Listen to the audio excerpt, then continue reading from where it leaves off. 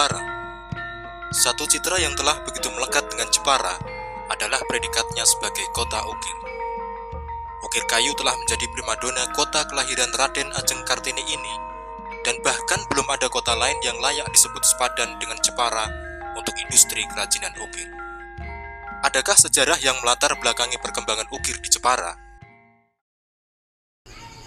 Sejarah ukir di Jepara tentu tak bisa lepas dari eksistensi Ratu Kalinyamat itu sendiri. Lebih tepatnya adalah Sultan Hadirinnya. Pangeran Thoyib, nama kecil Sultan Hadirin, berasal dari Aceh.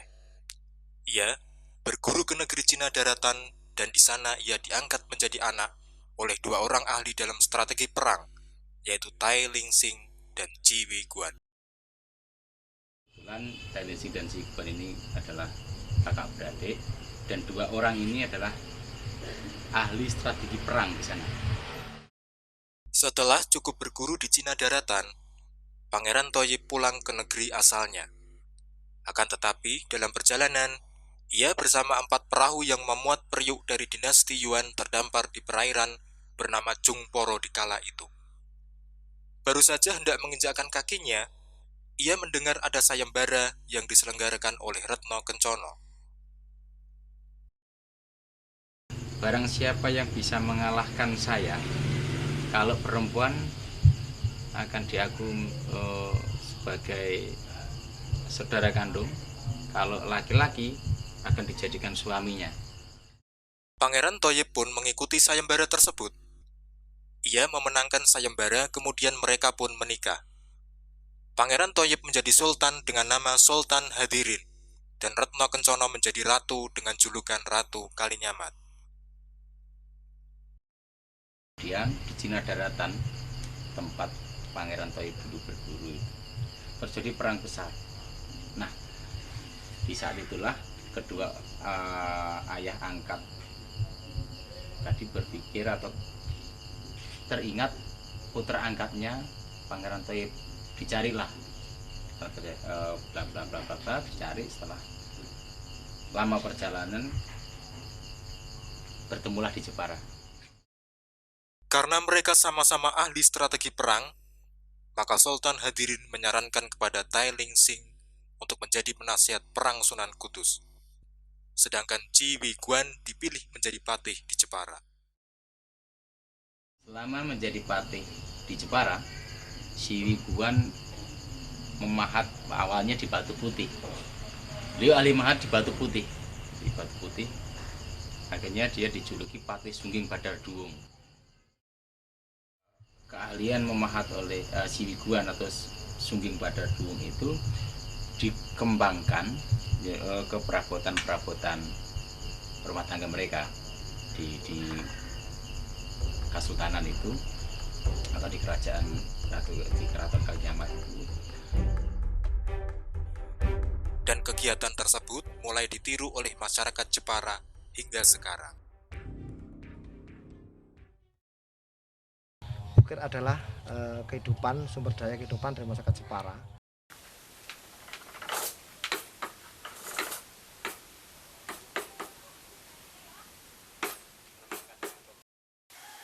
Seni rupa yang dituangkan dalam bentuk kemedium kayu atau batu atau semacamnya.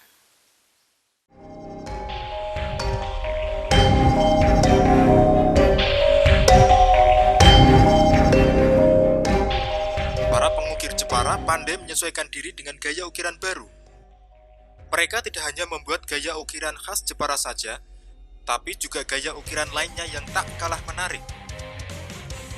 Media yang digunakan pun beragam, mulai dari kayu, batu, tembaga, kuningan, besi, monel, dan sandal.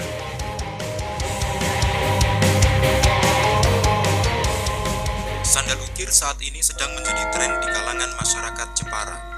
Sosok yang menjadi pemrakarsa kerajinan ini adalah Muhammad Nur Fawaid, seorang pemuda berumur 22 tahun.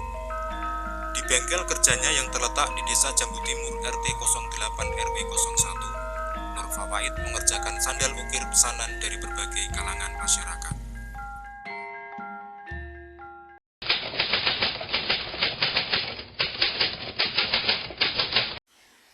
Jadi awalnya dulu itu saya itu pernah mondok kan, di sebuah pondok pesantren di Mantingan. Namanya itu Pondok Pesantren Nurul Huda yang diasuh oleh almarhum Kyai Haji Muhammad Abdul. Nah, dulunya itu ada sebuah keunikan pas saat saya masuk ke pondok pesantren kan, sandal kok bagus gitu loh, keren-keren, ada ukirannya. Nah, mulai dari situ saya ada inisiatif lah. Karena nilai seni dan keunikannya yang cukup tinggi, kerajinan sandal ukir diharapkan mampu menjadi salah satu ikon cindramata khas Jepara. Raden Ajeng Kartini berperan besar dalam pengembangan seni ukir di Jepara. Melihat kehidupan para pengrajin tak beranjak dari kemiskinan, ia bertekad mengangkat derajat mereka. Raden Ajeng Kartini meminta para pengrajin untuk membuat berbagai macam jenis karya ukiran. Barang-barang ini kemudian dijual oleh Raden Ajeng Kartini ke Semarang dan Batavia, sehingga akhirnya keahlian masyarakat Jepara dalam mengukir mulai dikenal. Peran Kartini dalam industri kreatif kalau dalam hal ini tentu tidak lepas dari bagaimana Kartini dulu mensupport, memberikan semangat, mendidik, kemudian menempa wanita Indonesia. Kartini adalah salah satu pahlawan emansipasi daripada wanita Indonesia yang mengembangkan